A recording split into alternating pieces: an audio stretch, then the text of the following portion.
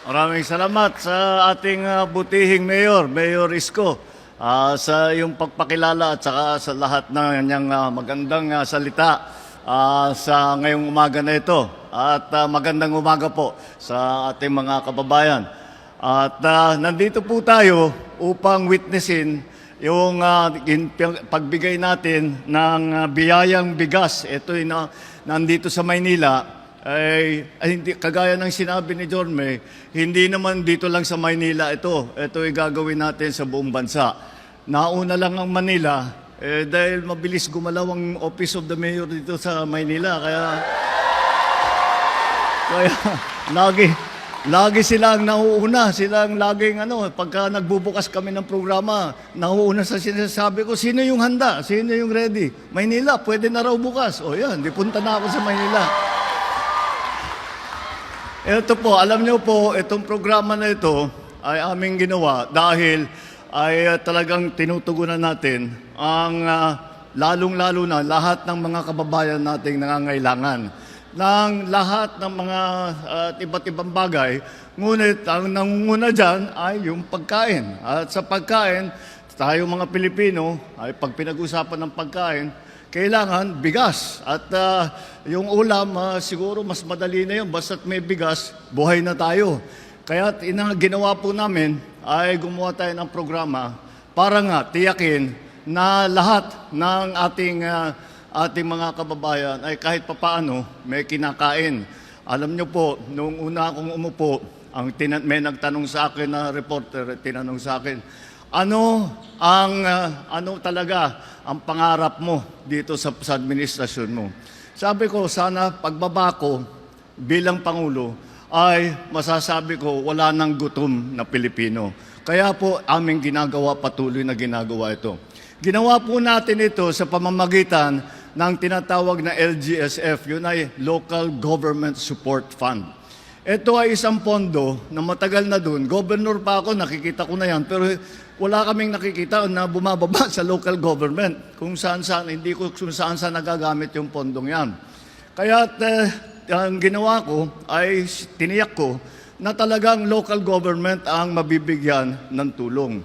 At dahil talaga dapat sa kanila yung pondo na ito. At pangalawa, mas mabilis gumalaw. Pag inaantay natin ang national government, siyempre malayo ang pupuntahan ng pondo yan. Ang daming mga papeles na kailangan gawin, daming mga dokumento. Tapos iisa-isahin ninyo yung bawat probinsya, bawat lungsod, iisa-isahin nyo, medyo matagal. Kaya sabi ko, ba't di na lang natin bigay yung pondo sa ating mga local government? Sila na ang bahala at silang on the ground. Tama naman ang nangyari. Nakita naman ninyo, pagbaba ng pondo sa ating mga LGU executives, ay agad-agad ay nakikita natin ang resulta. Nandyan na ang ating pagbigay ng biyayang bigas para sa ating mga kababayan. Lalong-lalo na sa mga talagang nangangailangan. Sa kasalukuyan, today is April 15, ay nakapag-release na ang national government na halos 15 bilyong piso para dito sa programang ito. At dito sa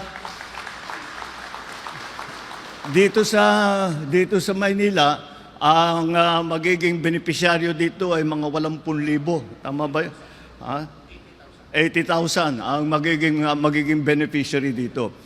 Ang programang ito ay magbibigay nitong 10 kilo na bigas 6 na beses sa isang taon. At patuloy lang ating binibigay. Binigay na po natin sa ating mga local government para naman ay mabilis. At alam ng local government kasi kuminsan yung listahan ng ating mga dito sa national government, sa mga ahensya, kuminsan luma na kasi sino ba talaga yung mga nangangailangan? Sino ba yung mga talagang mahihirap na walang makain? Kuminsan yung listahan namin, medyo nahuhuli.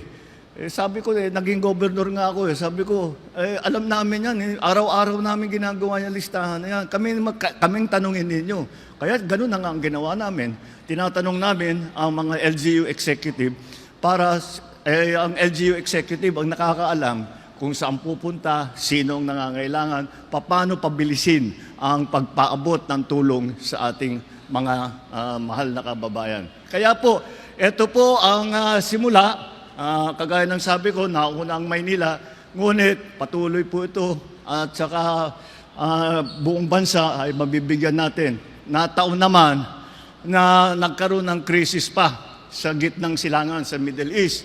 Nakita naman natin ang pangyayari ng kagera, nagtaasan ang presyo ng langis. Alam naman natin, pag tumaas ang presyo ng langis, sabay-sabay, lalong-lalo na ang pagkain. Kaya yun ang binabantayan namin na mabuti. Na kahit papano na yung hindi ganong kabigat ang magiging epekto sa taong bayan. Yun ang aming binabantayan. Kasi wala tayong magagawa doon sa presyo ng langis. Ngunit sa presyo ng pagkain, yun, meron tayong magagawa. At nataon nga itong programang ito. At sana po, ipapagpatuloy nga natin ito. Sana po, ito'y makatulong sa ating mga kababayan. Sana po, ay kahit papaano, matupad ang aking pangarap na pagbabako bilang Pangulo, wala na pong gutom na Pilipino. Maraming salamat po. Magandang umaga po sa inyo lahat.